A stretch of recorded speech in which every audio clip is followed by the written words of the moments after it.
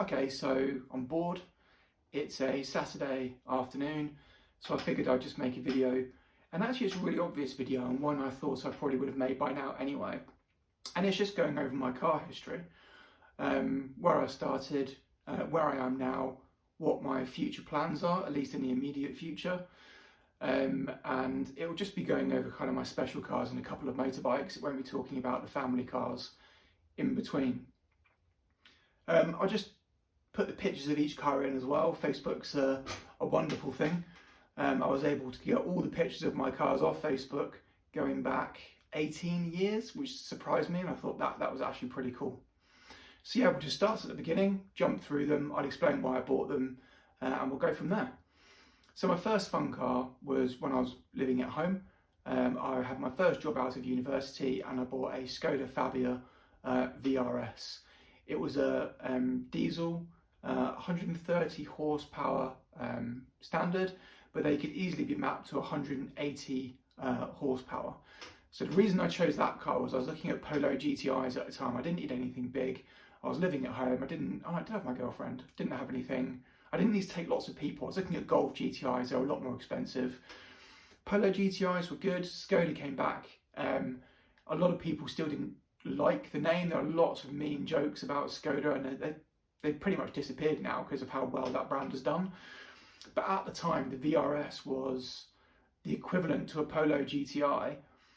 It was a Polo chassis. It had all the kind of Audi, Volkswagen Group, so VAG Group parts. It was basically a Polo GTI, stripped back a little bit and a lot cheaper.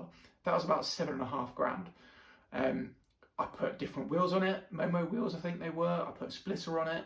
I lowered it on e-back springs. Mine actually came with a full custom leather interior that the previous owner did. And I absolutely loved that car. That was my first kind of foray into real cars that I want to buy. My dad bought me my first car. I was very lucky. He bought me a Volkswagen Golf Mark II CL, I think it was, which is like 10, 12 years old at the time. It was like $2,000, $2,500. So I was very lucky to have that. But this was my first purchase of a toy fun car. I absolutely loved that car. I think I kept that for about a couple of years. My brother actually had one or two, and we actually had them at the same time as each other as well, which was kind of cool. But then I wanted to move on from that, wanted more power, wanted something different.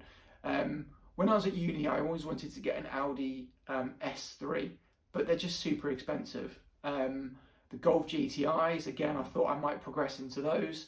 And then Vauxhall came out with the VXRs, and Mazda came out with a Mazda 3 MPS with the Aero kit. And bang for buck, it was hands down the best car. I think it was 265 horsepower, front wheel drive, but it had limited torque depending on how much you turn the steering wheel, and also in first and second gear to limit torque steer. It came with a big Aero kit. It had Bose, it had keyless entry, it had all leather interior, it had a 6cc CD changer, which was quite a big thing back then. It did, I can't remember what 0 to 60 was, probably about 6 seconds or 5.5 seconds or something, but it was bang for buck, far better than the other options at the time. And it was a big step up from the car I had before. And again, I got to modifying it, aftermarket wheels, aftermarket exhaust. Got quite heavily involved with the club, like I did with my Skoda as well. And I absolutely love that car too. Problem was, I bought that when I was at home, and that was £14,000, so it was twice the price of my previous car. And I didn't have any other outgoings really. My dad was taking some money off me for rent and running the house and stuff like that, but I didn't have any other outgoings. I then moved in with my now wife, and my salary just flew off a cliff. Everything was going on things you don't even think about: toilet paper, toothpaste, all the food you got to buy, gas and electric and stuff like that. So I very quickly realised I'd probably made a bit of a mistake and I had to sell that car. So I moved from that to a Mazda RX-8 231. I couldn't afford the PZ. It was actually a step backwards. I think it was about 11 grand. So I chopped mine in and saved about 3 grand, I think it was. But yeah, it had, I think it was NK wheels on it. It already had a baller exhaust on it. It actually looked better in my mind than the photos that I saw of it, and obviously I'll be putting up as I go through talking about my cars. I've got fonder memories of it than the looks wise than compared to what it looks like in the photos. I'm not sure the car's actually aged that well. It had the awesome suicide doors. And yeah, I really enjoyed it, but I needed that money, and that was one of the few people that would do that change for me and keep me in something fun. It was a great car, but it drank oil, it drank petrol, and there's no way the performance of the car at 231 horsepower, whatever it was worth the consumables and the MPG and the road tax. It was very underpowered for the cost of running that car. So again, I needed something cheaper, and I chopped that in for a Mitsubishi FTO GPX. So this was the top spec Mitsubishi FTO. Mine, as you'll see, is full on, like, I don't want to say chav, but yeah, it looks a bit chavvy. My wife did not like it at all. It had a veil side body kit. It had underfloor lighting underneath the car that the previous owner put on it. It had, I think, was it a custom interior? I'm not sure. It had a nasty steering wheel that I did replace. I ended up doing quite a bit of work to that, actually. It had an arc induction chamber, which was very rare at the time and still is. I had a custom exhaust put on that as well. I sprayed the wheels black, which you won't see on this picture. And it was very loud. It was not fast at all. It was 200 horsepower, but it revved out well. It was front wheel drive. It looked a lot faster and sounded a lot faster than it was. But I did a lot of tinkering to that. I did a lot of repair work on it. I changed the aircon pipes. I tinkered around with the interior quite a bit, with the dash and with the gaiters and the gear sticks and the leather trim and stuff like that. So I really enjoyed that car. But it was very Fast and the Furious spec. And I did late night tunnel runs with it, and yeah, I had a really good time with that car, to be honest with you. And it's actually my first video on YouTube where I was selling it, and I did a walk around video of it. So where did I go next? Hang on a sec, let me just check. So yeah, I kept the Mitsubishi FTO for a while, but it wasn't particularly practical, and again, we needed a bit of money, and more than anything, I was going to a very good specialist, but it was an hour and a half to drive there, and then 4 or 5 hours for them to do the service, and an hour and a half drive home. And while that was only once a year, if anything went wrong, I'd have to do a similar trip. And it just became a pain in the ass, quite frankly. So I sold that car and got a regular car, and then got into motorbikes. And you can do a thing called direct access scheme in the UK. So you do your tests, so your theory, your practicals, and then you can ride any size motorbike engine that you want. You can go straight into a high booster if you want, but the other option is to do a CBT, so you can ride a 125cc bike. I didn't want to do that. So I did my direct access scheme, and I bought a Kawasaki Ninja C1H636. And some people think that was daft, but you only go as fast as your right wrist allows you to go. And I think that bike was like $3.5 grand. It was about the same price as the FTO, but you can do a huge amount of work to them yourselves. There were very local people to service. They're extremely cheap to insure, to tax, and to service, and to MOT. They're just very cheap to run bikes compared to cars, and very little goes wrong with them. And even if they need to be fixed, they're so much cheaper to run. So I did that, and I started getting into track days, and I did about, between that and the other bike that I'll talk about in a minute, I did about 7 or 8 track days across Silverstone, Brands Hatch, the GP circuits, the national circuits. Where else did I do? I can't remember off the top of my head. I didn't do Castle Combe. I did some other tracks. Did about 6, 7 track days, maybe 8 track days. And I went over the time of running my bikes from being the bottom of the beginners group to mid to top pack of the intermediate group. So when you go on a bike track day in the UK, you've got beginners, intermediates and advanced. So within that 2.5 year period of me running my bikes, I went from, like I say, bottom of the beginners to kind of middle to top of the intermediates. And I found a really good mate, who unfortunately I don't talk to anymore, but we used to go for ride outs, just me and him, a lot. And that bike, the Kawasaki, got stolen. I left it outside for a track day for the morning, all chained up and everything. But what I hadn't appreciated was people were going along and literally just physically lifting the motorbikes up, putting them on a flatbed, and driving off. So it had an alarm, had an immobiliser, it was chained up with a beefy chain, but they literally picked it up, put it on a flatbed, and took it away, and that was devastating. So I went out that morning all geared up with my backpack on, my Krieger backpack, and I couldn't find my motorbike and was very confused for about 5 minutes, wondering where I'd left it. So I ended up actually renting a garage off the council, which was about a 4 or 5 minute, or not even that, 3 minute walk from where we lived for my next bike. And my next bike was a step up, and it was phenomenal. It was a Suzuki GSXR 750 K6, and I did a lot to that bike. I changed the brake lines, the hell braided lines. I put aftermarket ASV adjustable levers on, a double bubble tinted windscreen, carbon fibre tank and other parts, tech spec tank grips, aftermarket rear sets so I could get a better position when I was riding the bike on track. Double bubble, did I say double bubble windscreen? I think they were Battle Axe 021s, I can't remember, track tyres basically. I didn't tune it, I did different exhaust. I think that was the one I put a Larini exhaust on. I did quite a lot to that bike and I absolutely loved it.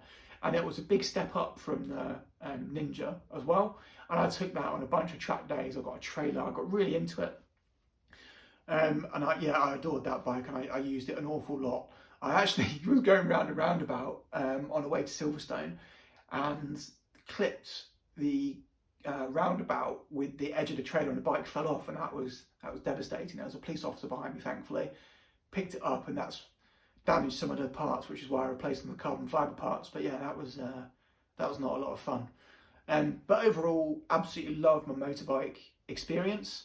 And then we moved house at this point, and I had a normal family car, and I wanted a nicer car, so I bought my Lexus ISF. What a beast. I was looking at M3s and C63s, but again, went a Japanese route. It offered the 5 litre V8. It didn't handle as well as the others. Obviously, it was kind of in the middle in terms of handling and being able to put its power down. Again, I put an aftermarket exhaust on that from a company called Hayward and Scott. And then they were getting orders from abroad for that exhaust after I posted online what it sounds like. And they're a fantastic fabrication custom exhaust maker. And that car was brilliant. It was bought when I had my daughter. She was very young. She was literally born at the point I had that car. I think she was under 1 year old. And it worked as a really great all-round family car, and it looked superb. I had it really well maintained. I coloured the calipers, I put an exhaust on it. I had a really nice detail done to it, so it looked fantastic. And I love that car. It came with Mark Leveson sound system, radar cruise control. This is a 2008 car, bear in mind. Radar cruise control. It had reversing sensors, front sensors. It had heated seats. It had memory seat for the driver and the passenger. The gearbox on it was phenomenal. People took the mick out of that for having fake exhaust tips on it, right? It got absolutely hammered in the press. And then ever since then, every bugger of a brand has put fake exhaust tips on. So that was weird, a weird thing about it, the way it got criticised. But as a car, it was fantastic and I loved it. Actually, the day I bought it, not only did I reverse it into a post and didn't do a huge amount of damage, but a bit of damage, because I've never had a reversing camera screen before, so I was kind of paying too much attention to that. Trying to look at the mirrors and that, and then I hit a post behind me. That was stupid. Took it out onto a motorway. First motorway I got to, pinned it, got to about 125 miles an hour, and then backed off with a massive grin on my face, and got a speeding ticket through the post that day. Oh, not that day, sorry, 2 weeks later. And I didn't realise I'd got that one, and I was caught at about 106, I think it was, in a 60. And it was a completely empty motorway, early morning. I thought I'd be fine. I didn't think there'd be any problems, but I know there's no excuse for speeding. And then on the same trip home, I was going through a village and I saw a speed camera too late at going about 35, 37 and a 30. And there was someone behind me. I didn't want to risk them hitting me. So I went through that camera at 36 and I knew I'd got a ticket for that. So 2 weeks later, I get the speed camera one for 36 and I get the one for 106. And I ended up with like a 6-day ban and a speed awareness course and about £150 fine. And I asked for the evidence of the one of me going over 100 in the Lexus. And I'll never forget this. I got picture evidence through, and it was literally me just with a massive smile on my face. I haven't got the image anymore. I should have kept it. Because I was like, it could have been the guy selling the car. You know, he could have been taking it out for a run before he sold it to me. But no, it was definitely me. So I really, really enjoyed that car as well. At this point, I was driving the car more than I was using the bike. My daughter was here. I MOT'd my Suzuki, and I'd done about 50 miles. So I sold my bike and I just ran my Lexus for that period of time. My daughter was getting a bit bigger. I didn't necessarily need the Lexus. We bought another family car, so I didn't need such a big car. So I went out shopping and I bought my Lotus Evora S Sports Racer. And that was a big moment for me. That was a huge purchase. It cost me 45 grand. The Lexus was 18 grand, so it was a huge jump. And it was a car that I remember seeing on Top Gear that I never thought I'd be able to afford. So it was a real life achievement for me, and something I'll never forget, picking up with one of my really good mates now, who's still a really good friend. And I met him at a Piston Heads meet. A Piston Heads is a car forum here in the UK. And I was looking at 911s, because it's really weird. There's very few cars that you can actually fit a baby or a small child in the back of that are sports cars. And it kind of comes down to the 911 and the Evora at the time. There might be others now. I'm kind of not as familiar with that market. Especially at that price point. It was about 45 grand at the time. And I just didn't want the Porsche. It was a really obvious choice. And the Lotus was a very exotic looking car, and my God, it was fantastic. It had issues, right? It had some build quality issues with the interior. The gear change wasn't that great, and I'm not convinced the new Emira, from the reviews I've seen, has really taken the gearbox that much further. So I won't be getting the new one. Anyway, come on to that. So yeah, the gear change wasn't particularly great. And some of the parts on the interior, as you'll see from my reviews, are just a bit plasticky and a bit cheap and just a bit pants. But the visual look of the car, and the way it got greeted by other people, I use that car a lot because of the ability to put my daughter in the back. And I would often come back to it, whether it's in Sainsbury's, which is one of our food supermarkets, or going out to the shops and parking in car. But people would be standing around taking pictures in front of it. It looked really exotic. I put a Larini exhaust on that, and my gosh, did it howl. I've got a video of that on my YouTube somewhere as well. And that sounded phenomenal. I took it to the Nürburgring. I put like side skirts on it and some front spats. I had a custom key done off one of the forum members. I really enjoyed that car. I enjoyed that for about 2.5 years. And the only reason I sold it was to buy the house that I live in now. I needed to get the money from it. I always said to my wife, if something goes wrong with my job or something where we need a huge amount of money, the cars and the watches are the first things to go. So I sold the car knowing I wouldn't buy anything fun for a long time. And it was about 1.5 years later, I think I bought my Smart Roadster Brabus, which is really bizarre. They're by far and away the most successful videos on my YouTube account. And I don't really understand why.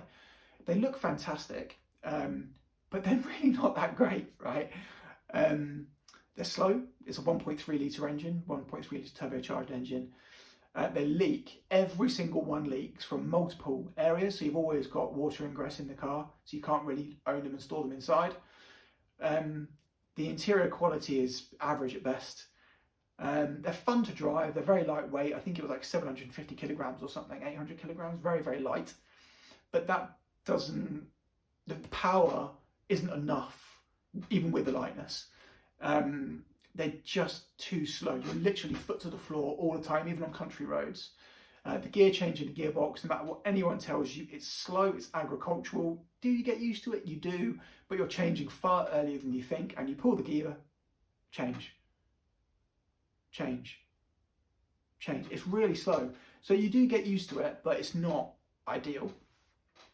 But looks-wise, it was fantastic. And yeah, it seems to be a very successful bunch of videos on the channel. I spent way too much money fixing that, way too much. And you'll see, again, all those details on my videos. So it wasn't the stopgap I was hoping, because I was looking to buy something relatively reliable. I knew they had the issues. I wasn't stupid. I did all the research going into it, but I think I spent 7.5 grand buying it, and I spent like 2.5 fixing it. I put suspension on it, which I didn't have to do, and the water pump failed, and that cost me 800 quid to diagnose. And there was other issues with it. I wouldn't recommend it as a car, or go in with your eyes open at least, but they're not as cheap as you would think to run. So then I started to get my money back, and we were in the house. We'd spent a huge chunk on the house, doing it up and doing bits and bobs to it. And then I started looking for a new car, and that's where I got my Porsche Cayman. And I've done plenty of videos on this. You know I love this car. It's a fantastic car in all regards, and I'll be keeping that car for another couple of years. So that's how I got to where I was originally to where I am now. There are some not so obvious car choices in there. Instead of buying the Honda S2000, I bought the RX-8. Instead of buying the Polo GTI, I bought the Skoda Fabia VRS. Instead of buying the Audi S3, I bought my Mazda. But then there are some obvious car choices in there, like my Porsche Cayman 981. So what's next? Like I say, I'll be keeping that car for a couple of years. I'll be looking to change in 2026. I'm starting to research early because it's fun. I'm looking at McLaren 750 GT. No, sorry, 570 GT. And that's the 2017-2018 models. The Audi R8 V10 Plus, same model year. I'm not looking at the Lotus Emira, which is a shame. I don't want a 4-cylinder, which is where you get a dual clutch. Their V6 IPS Intelligent Precision Shift automatic system is not very good, and the gearbox just isn't up to it. And from everything I've read and all the reviews I've seen, it's a real mix as to whether you get a good gearbox or a bad gearbox, and you just can't hustle the bad ones. And even the good ones, you probably can't hustle those. So unfortunately, it won't be the Lotus. I'm not really interested in the Alpines. They're just not my type of car. I was originally thinking Cayman GT4, 718 GT4, but they are too similar to what I've got. I appreciate they've got the body kits. I appreciate it's a 4-litre engine. I appreciate it is a different drive, and you get the carbon bucket seats and all that type of stuff if that's what you want, but it's just too similar. There are too many other brands to experience. I can see myself going away from Porsche and then coming back to Porsche in the future, but maybe with like a GT3 or a newer GT4, as in like a 2022 one at the point I change back. But if I could, I'd probably go GT3 at that time. And then the Aston Martin V8 Vantage, but I'm pretty sure I've already ruled that out. And that is the one just before the one they've released. So the current model year as it is today, because you can already pick those up for 75 grand or so. So yeah, that's where I've got to. That's all the cars I've had. If you've got any questions, obviously, about any of these, please let me know. I've got quite a lot of videos on most of those cars, especially the newer ones, as YouTube has picked up a bit. But yeah, it's been a fun experience, and let's see where my car journey takes me from here.